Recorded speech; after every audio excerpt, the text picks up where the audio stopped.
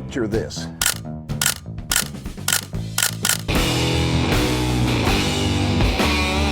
If I say Young Lions of Victory Asia, your brain goes,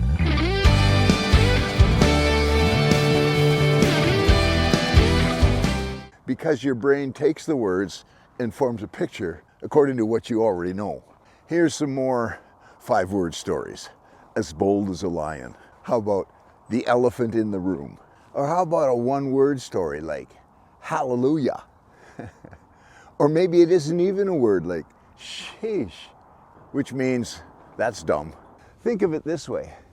Any words that are used to paint a picture, to communicate an idea, is a story. Metaphors and similes are the shortest stories ever told. Like, I'm so hungry I could eat a whole pig. Or, he eats like a pig. First one's a metaphor, second one's a simile. Not that it matters. So those short story metaphors and similes are actually idioms. And an idiom is a grouping of words or phrase of words that if you're to define the words by their actual literal meaning. In English, we don't say, he died. we say, Grandpa kicked the bucket. Means he died. I don't know why. It just does. One time, as a young missionary, I was interpreting for a Thai pastor as he was preaching, and he used an idiom. I didn't know it was an idiom. Had no idea what he was saying. He says, "Mai pen saparot." To translate that directly, he would have to say, "It's not pineapple." And I'm like, what? Well, it turns out that "mai pen saparot" comes from another Thai word, sanparot, which means flavor. So basically, "mai pen saparot" has transliterated into, that's just useless. Has no flavor, that's just dumb. "Mai pen saparot" is not a pineapple. I don't know why it means that. It just does. Yeah, it's an idiom, man. So you have to know who you're talking to.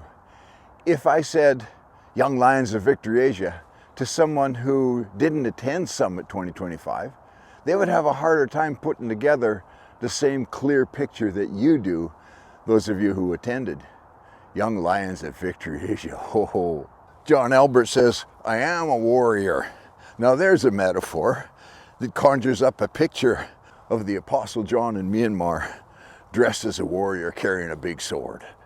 One of our best metaphorians in the Victory Asia platform is Joseph. He says things like, "Just pull in the thread," when he's going out to recruit new students for his Bible school. Or, "Bring a fresh pen when you come to Summit, because you're going to hear some things, life-changing things that you never heard before, and you want to write them down." The story is the container or the vessel that holds the idea. That's why Jesus used parables, because people could take the idea home in the stories they heard. And that's why you and I use stories, because people will not only remember, but they'll continue to think about it and meditate on it because of the story, until the idea drops from the story into their heart. And a lot of times when we think of stories, we think of the long-form stories, you know, the ones that begin with, "Once upon a time in a far-off country." the story of Noah and his big boat, God flooding the world, the story of David and Goliath, the story of Gideon. Long stories that powerfully teach a principle in a way that we can get a hold of it and compare it to the way we live our lives. And that comparison to something that happens to somebody else in their story influences our life to change.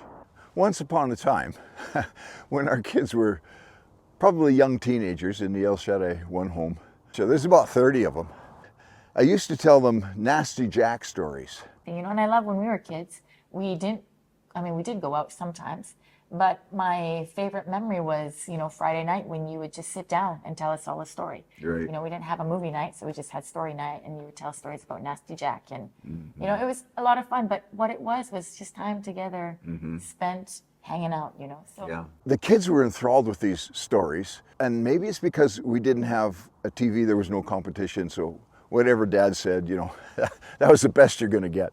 But these stories would go on episode after episode. I just make them up as we go. And Nasty Jack kind of became a theme around our home. In fact, last night we were over at our daughter Margaret's house in Calgary here. And Margaret and I were laughing about the Nasty Jack stories and how Mom was always frustrated that Nasty Jack would never get born again in those stories. I always left them as this nasty pirate, right? Well, a Christian Nasty Jack, like, come on, that wouldn't work. Anyway, as the story goes, to start a second El Shaddai family, we moved our family out of the house there in Sriracha to a subdivision, probably about 10 minutes walk away. And so every evening, I would walk over to the new home, young kids that had just come in. We had no parents yet for them. And so I'd spend some time talking to the kids and praying with them and telling them a story or whatever. And then I'd walk back to our home. All of our young teenagers gathered around waiting for their Nasty Jack story. And one of the kids asked, "So Dad, what are you doing with the kids over at the El Shaddai 2 home? Do you tell them stories? What are you doing with them?" And Gentima, one of our daughters, young teenager at the time, pipes up and she says, "Dad would never tell those kids Nasty Jack stories. Those stories are special for us." And I'm like, oops. Honestly, that's what we need to consider when we're putting out messages. And if you'll notice, the podcasts, the summits, and all of the things that we do in Victory Asia are very intentionally focused down to a narrow audience. And that audience is the Victory Asia family. When you focus narrowly like that, you can be more specific and therefore more powerful. If you focus too broadly, your message becomes diluted while you're trying to kind of reach everybody. Don't be afraid to narrow your focus down when you're telling your story, to tell it to the people effectively that are right in front of you. If somebody from outside the Victory Asia platform, and this happens a lot, watches our videos, attends Summit, whatever, they're really inspired to look for that family camaraderie, that family covenant relationship that we have.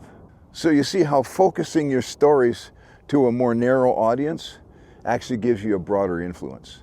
So here's your storytelling key.